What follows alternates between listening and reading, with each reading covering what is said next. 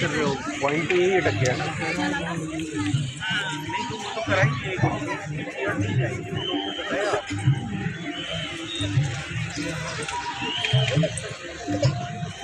पर सर मना कर चुके हैं ना वो।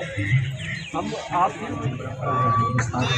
सबसे परंपरा और कर्नाटक की संगीत परंपरा जो भारत में तो विभिन्न परंपराएं अलग अलग दिशाओं में,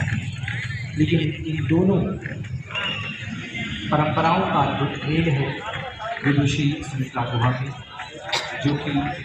2010 में भारत सरकार द्वारा पद्म सम्मान से नवाजी गई, उनको सम्मानित किया गया, पद्मश्री प्रदान किया गया। आज हमारे बीच में अपने मजे हुए शागिर्दों के साथ, मजे हुए संगीतकारों के साथ वो हमारे मंच पर उपस्थित हो चुकी हैं। आप सभी से निवेदन है कि जो मेला क्षेत्र में इधर उधर अव्यवस्थित तौर पर दिख रहे हैं, पंडाल में आकर के एकत्रित हो जाएं, जिससे हम कार्यक्रम की औपचारिक शुरुआत कर सकें। थोड़ी सी अव्यवस्था ज़रूर हुई यहाँ पर,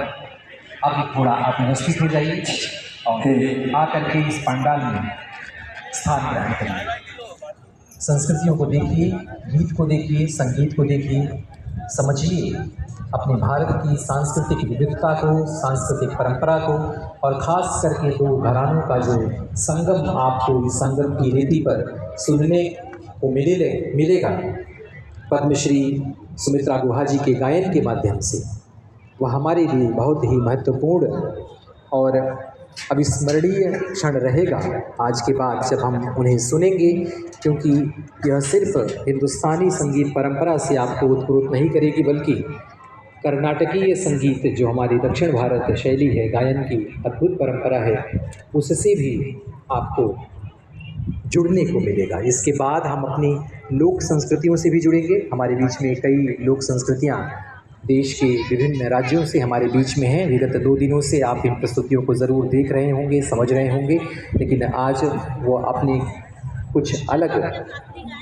लोक शैली से आप सभी को मंत्रमुग्ध करेंगे इस मंच पर। तो निवेदन है कि आप सब आकर के पंडाल में अपनी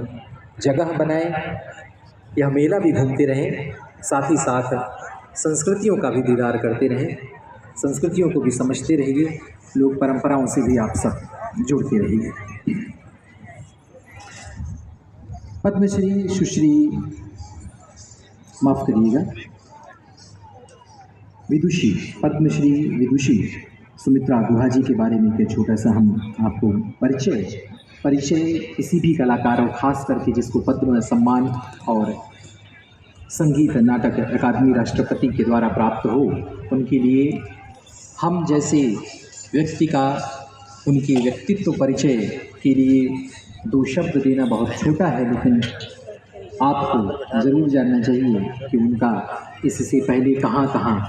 गायन से वो जुड़ी रही, किन किन महागुरुओं, किन किन विदुषियों और किन किन महान व्यक्तित्वों के साथ उन्होंने संगीत की शिक्षा ली, उनसे सीखा, जाना और आज इस मंच पर हैं। हमने आपको बताया कि हिंदुस्तानी शास्त्रीय संगीत में उन्होंने कर्नाटकीय संगीत जो है उसको हिंदुस्तानी